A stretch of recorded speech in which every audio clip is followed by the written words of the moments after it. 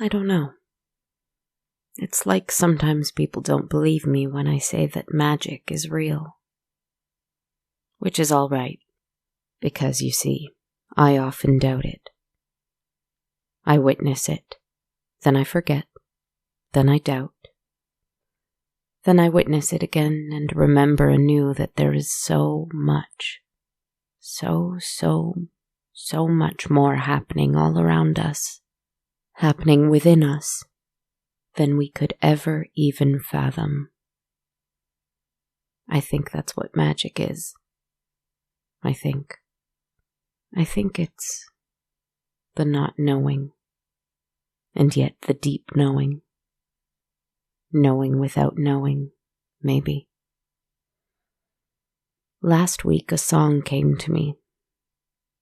I was feeling anger, and when I feel anger I don't like myself because I am egotistical enough to delude myself that I'm beyond feelings like anger.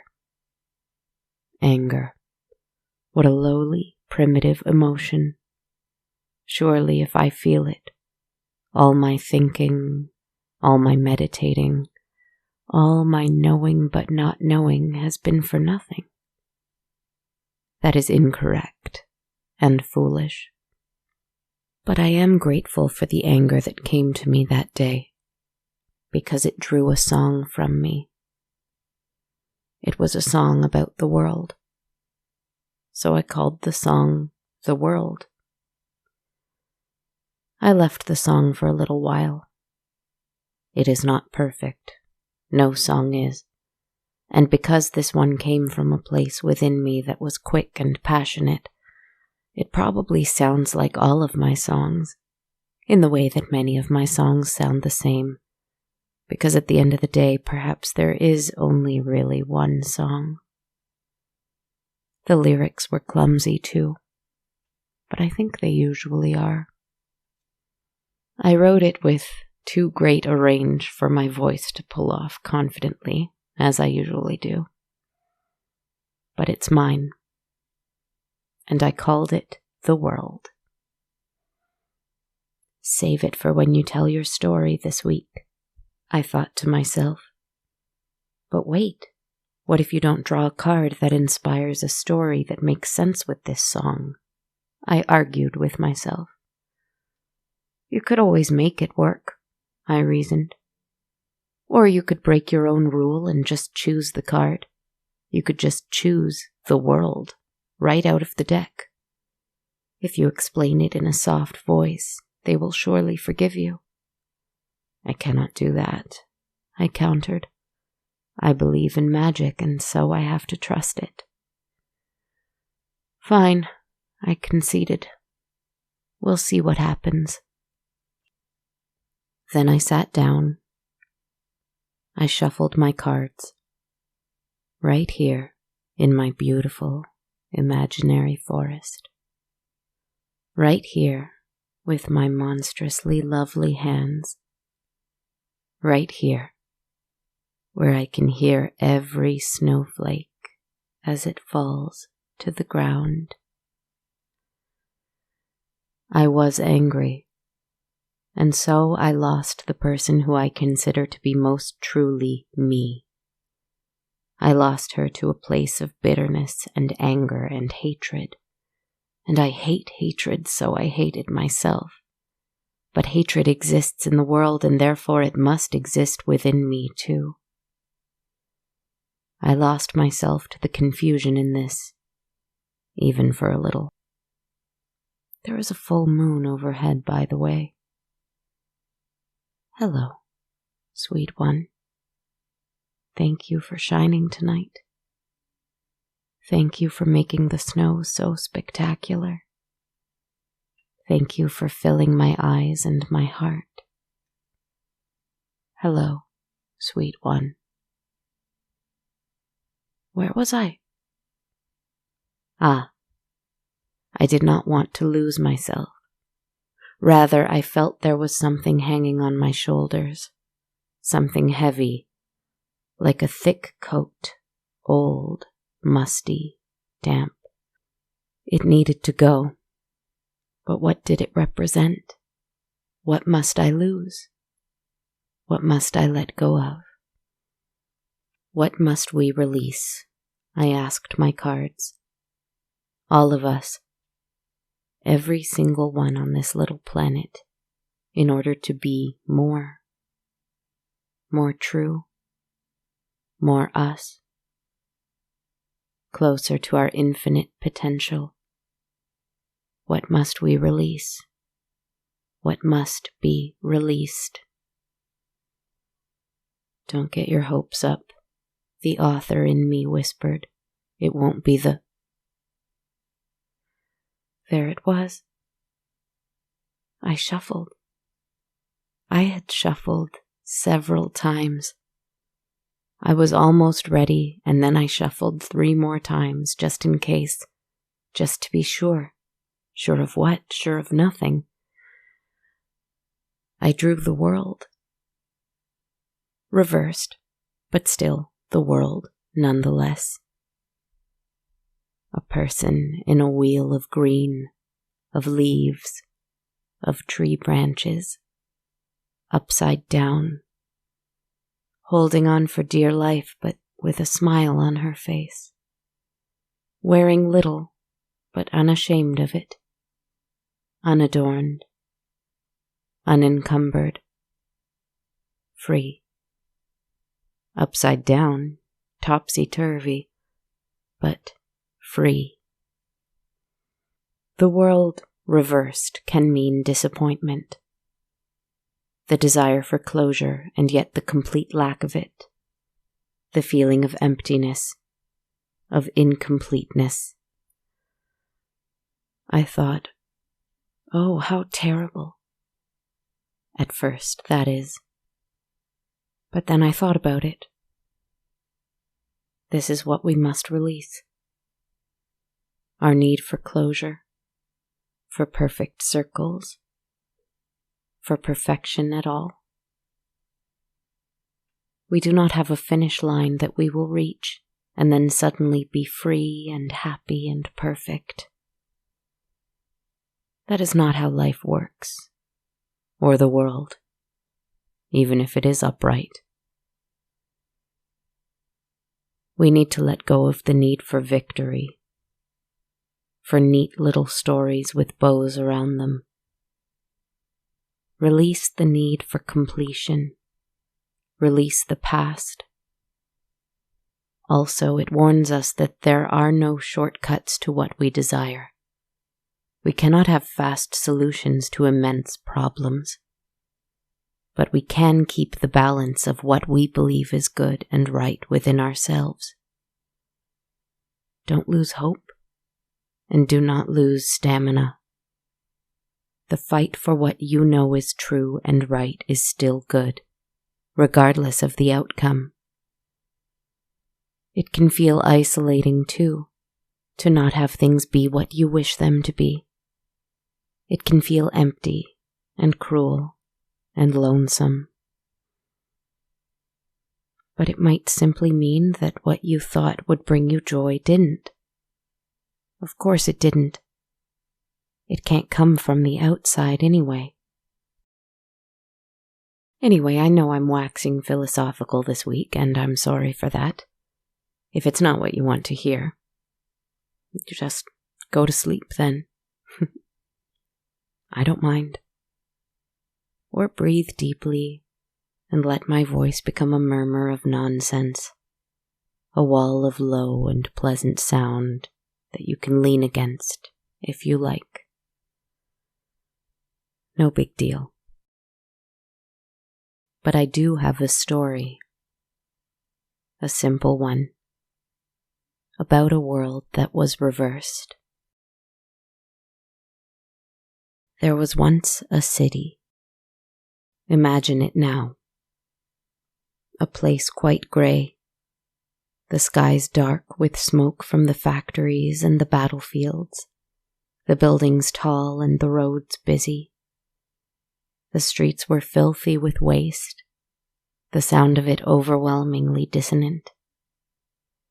Far too many people bustled along the sidewalks, and they did not really see each other, for there were just so many of them, and they all had very important places to be. Whether it was work, because there was a recession, you see, or whether it was to battle, for there was a war on too, you see, or whether it was to a castle to provide some service for the many rich and beautiful kings and queens. Everyone had somewhere important to be. And if they did not make it there, their entire lives were in jeopardy. So dire was everything, every single thing in this city. Move, move, move, quickly, quickly, quickly. Rest must be earned, joy must be bought. You know, the type of conflict I usually like to start my little stories from. A greedy and desperate little city. And one day, something changed. I'm not sure I can guess why. Perhaps it was something in the water. Perhaps it was biological warfare. Perhaps it was the pollution, the soil, dark magic. Or maybe, sometimes, things just happen. The why isn't important. The event is what is important. Let's make ourselves a little smaller in this story so that we can follow, just for a bit, one person. One old man. He had worked his entire life. He had fought many battles. And even after that, he worked his fingers to the bone, day after day after day, just so that he could live in a little room in this city, in the name of some king or for the honor of some flag. That was all just a ruse. It wasn't for the room, for the king, or the flag. It was just so that he could be left alone. Just so that he could live his life in relative peace, without someone knocking on his door and telling him he couldn't. That is why he worked, until the day that he died.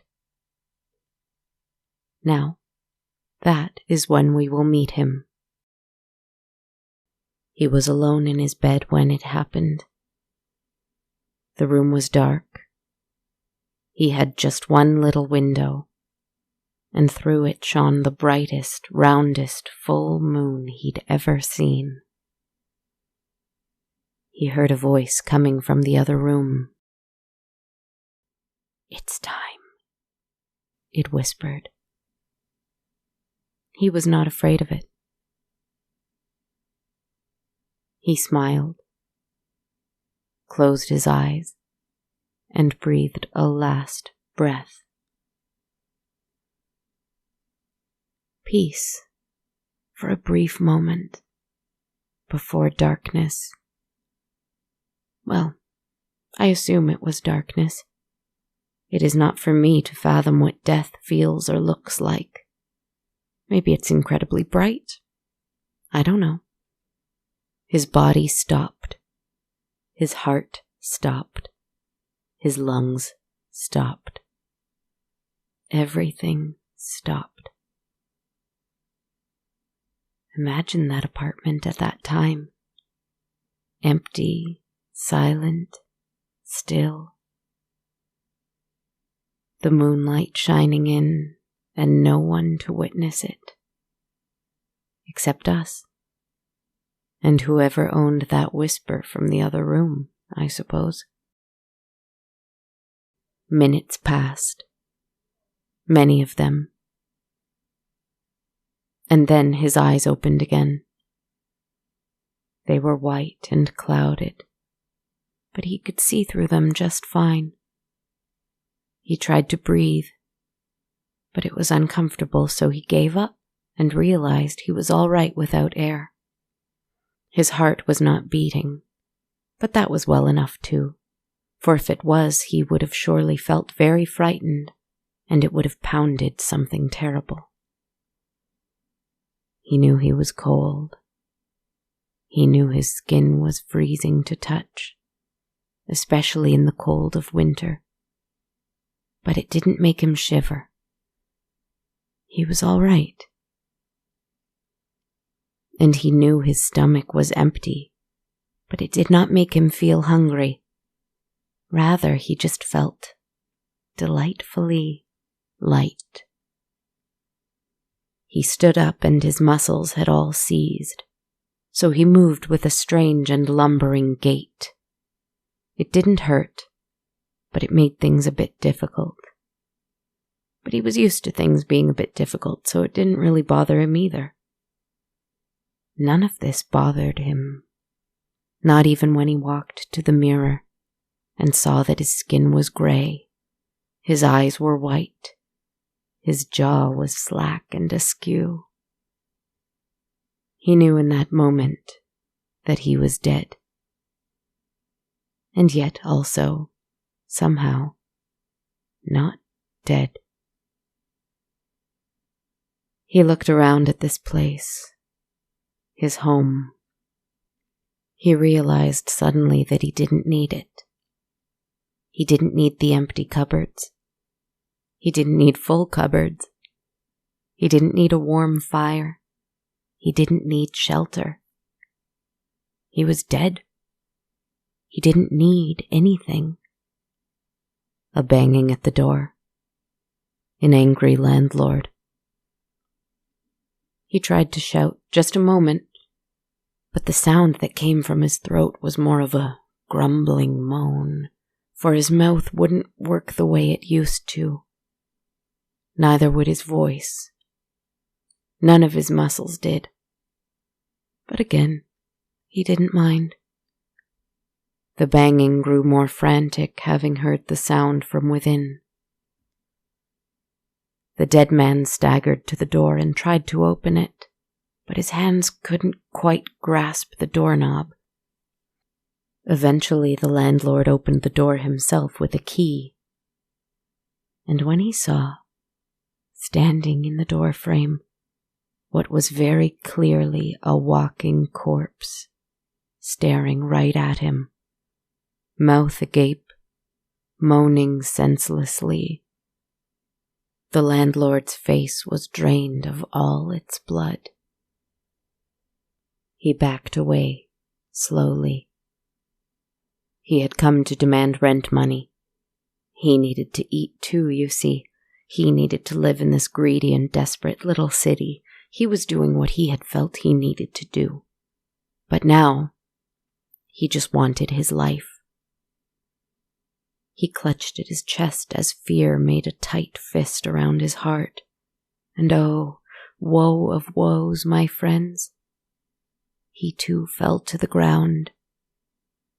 And then he heard a voice whisper in his ear, "It's time." And everything went, I assume, dark. For a few minutes.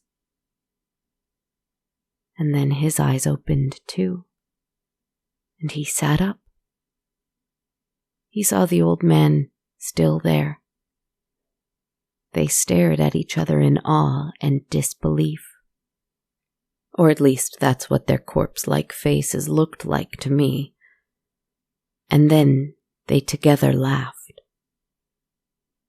To each other's ears, the dead's ears, it sounded like warm, loving, light-hearted laughter. To others in their apartments, it sounded more like groaning, moaning, yelling, growling. So they stayed within and shuddered and locked their doors. But the two men made their way outside together. Now the streets were so busy that not everybody noticed. But these two dead men did notice something. There were others like them. Standing outside, looking around, looking for anyone who was still and glassy-eyed, with their jaw open, not breathing, heart not beating.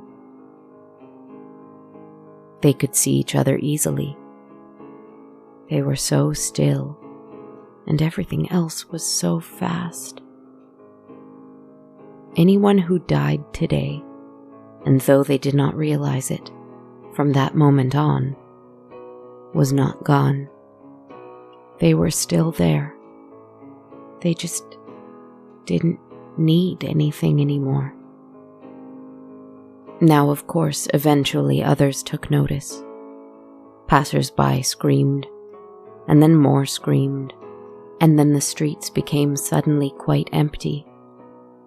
Soldiers might have come if it had been a more peaceful year, but they were busy off on the battlefields earning their livings by risking their lives. So the dead found each other all the more easily in the empty-ish streets. They smiled and laughed and greeted each other heartily. To the living within their homes, again, it just sounded like mindless muttering and looked like horrific hunger. But these undead ones didn't want flesh.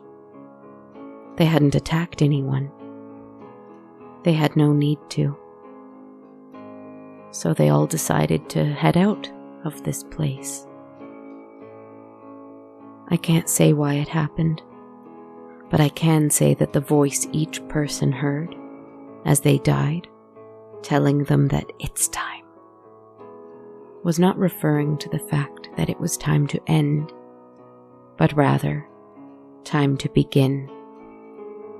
Time to begin the unfinished business of living. Now, on the battlefields, soldiers fought with rapier and rifle, and as is unfortunately wont to happen in such places, many died. Many died every single day.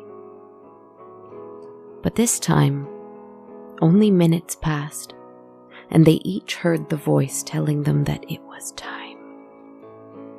And the battlefield was peppered with corpses, sitting upright in their uniforms, looking around confusedly.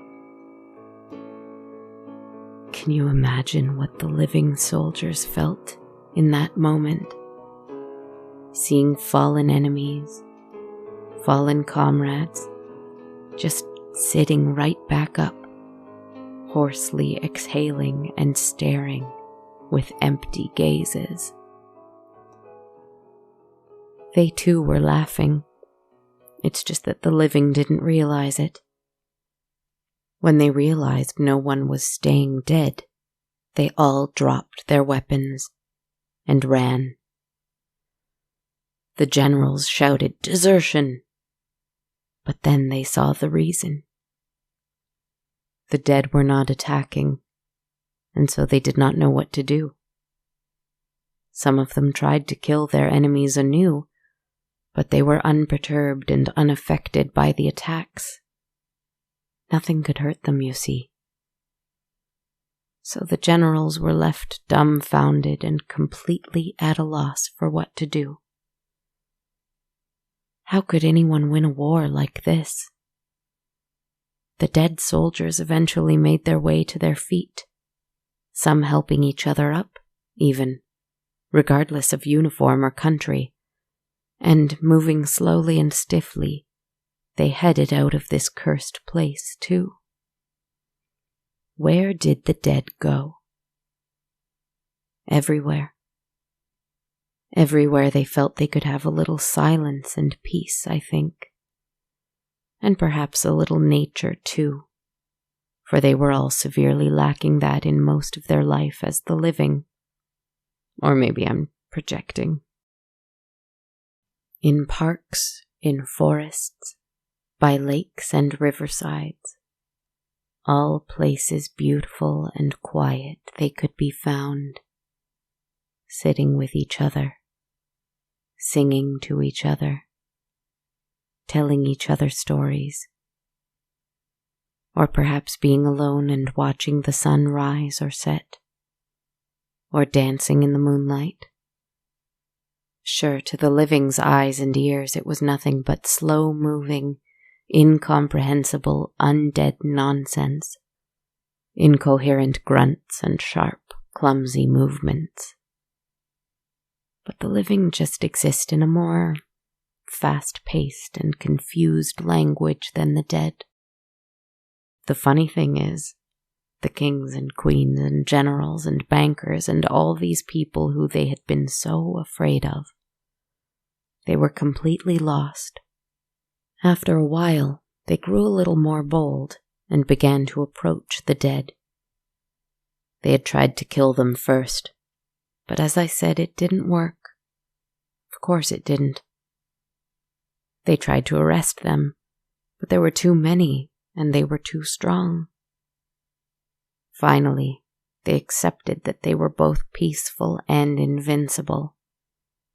And so they tried to explain to them that they had to pay. Rent, taxes, loitering fees even. It was very strange. There was one group. I found them. Rather, they found me. They wandered into a forest. Not my forest, but a forest I, too, had wandered into. I was horrified at first, I'm ashamed to admit, because the idea of the living dead frightens me quite a bit. Or at least it used to, until I decided to write this story. I thought it was a horde of them coming to get me. I believed the propaganda about them wanting to eat my brains or something like that. But you know what I did? I took a deep breath. I remembered that I despise violence. I slowed down a little. And you know what? I understood them. Maybe it is because I am something in between living and dead. Or at least I like to imagine that I am. That is probably hubris. Maybe it is because I decided to listen and try to understand. But I did. I saw the subtlety in their smiles. I heard their laughter. I heard their language and their words. They sang me their songs. And I thought, you know what? Time to sing them mine. I taught it to them and they liked it, I think. Some of them. They still retained their particular tastes, so each to their own, but some of the dead sang with me. It's a self-indulgent and angry little song, but they taught me to end it with a little joy. Because we have to live at some point, don't we? At what point do we stop earning a living and just live? Only we, each of us, in that little whisper inside, has the answer for that. Anyway, here is the song. I hope you like it. I hope it turned out good. Trying to stay hopeful, trying to stay strong, try and see that the world believes you should belong. It's so hard to be hopeful when you learn all along someone took our sweet world, someone greedy and wrong. Let's bring it back to the chaos of trees. Let's hand it over to birds and to bees. We prove our ineptitude time and again when we claw and we fight and we hate and avenge. Who are you to put a price on my right to the world? Who are you to say I don't have a right to the world?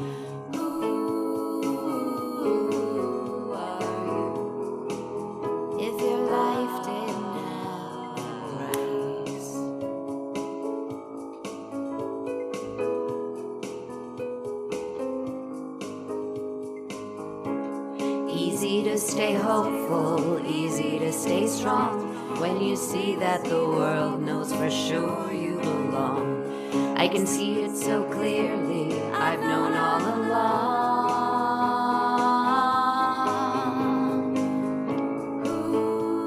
Who are you to to put a price on my right to the world.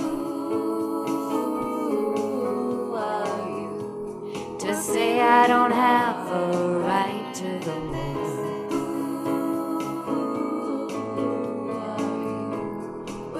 If your life didn't have a price, who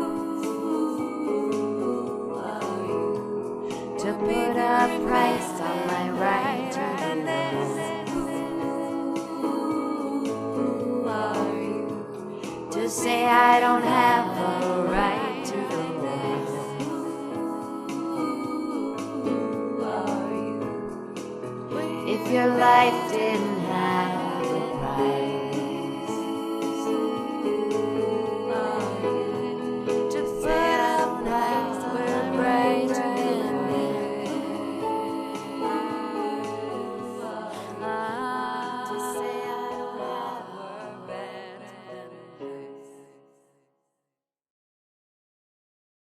The bankers and the tax collectors and the kings and queens and the generals and the captains and all of these fictional people of this ilk stood and watched this horde of the dead and me sing this song.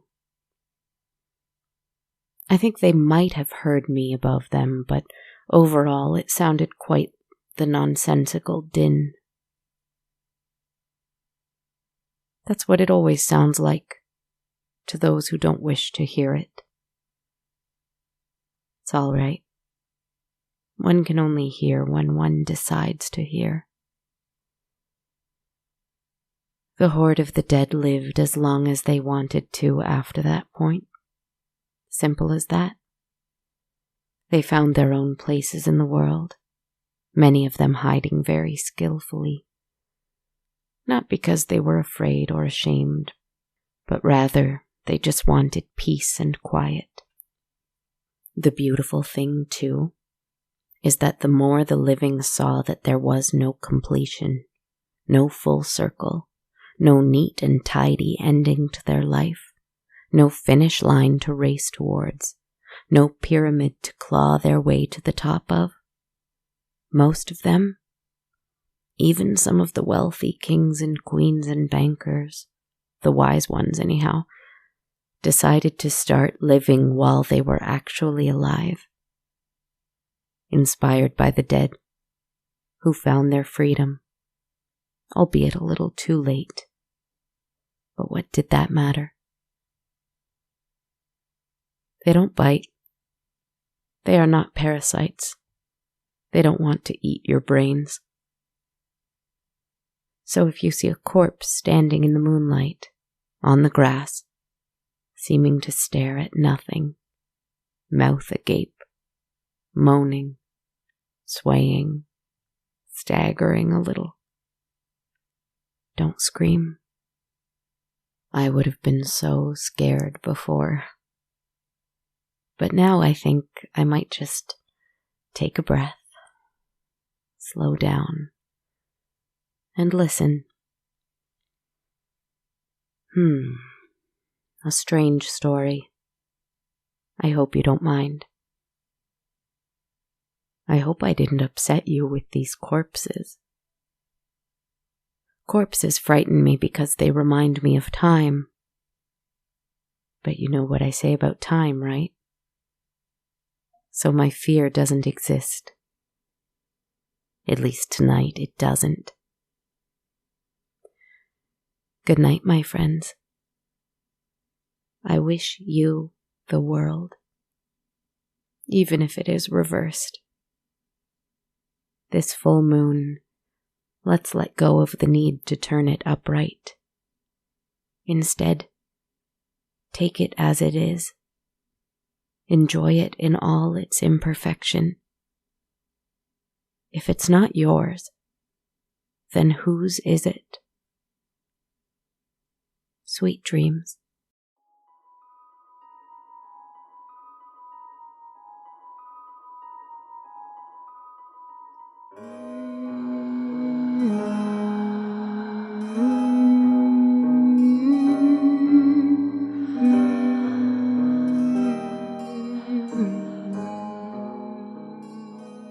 Hello everybody, thanks so much for listening to episode 182 of On a Dark Cold Night. This is your host, writer, composer, podcaster, creator, etc., Kristen Zaza. I hope you enjoyed this one tonight. Maybe this is again my ego talking, but I want you to know that what I said about this song of mine and wanting to draw the world and receiving the world reversed, that was all true. I don't need you to believe me or anything, I just want to say it for the record because I felt like it was such a wonderful gift, and I had to share it. Sending so much gratitude to all of my patrons who support the show on a monthly basis through patreon.com. Thank you so much, my friends. I appreciate you so much. Through Patreon, everyone who pledges $1 or more a month receives access to the entire soundtrack, while those who pledge $5 or more, US, receive that as well as a monthly tarot reading video I do every full moon. And there will be one coming out, I guess tonight actually, because the day this episode is coming out is indeed a full moon, so that's quite lovely. You can learn more at patreon.com/darkcoldnight. I'm also grateful to everyone who donates one time only through metaphorical coffees donated at ko-fi.com. You can learn more about this by visiting ko-fi.com/darkcoldnight. And I also have On a Dark Cold Night t-shirts and hoodies you can buy, available at bonfire.com/on-a-dark-cold-night. Sending a thank you also to everyone who takes the time to leave a rating and a review for the show. I would love if you did so through iTunes or anywhere else you like to rate and review podcasts. You can also follow me on social media. I'm on Twitter at A Dark Cold Night, Instagram at Dark Cold Night Podcast, or on my Facebook or YouTube page just called On a Dark Cold Night, or on TikTok at Kristen Zaza. Thank you again for listening and spending time here with me tonight. Lots of love to you, my friends. Sleep well.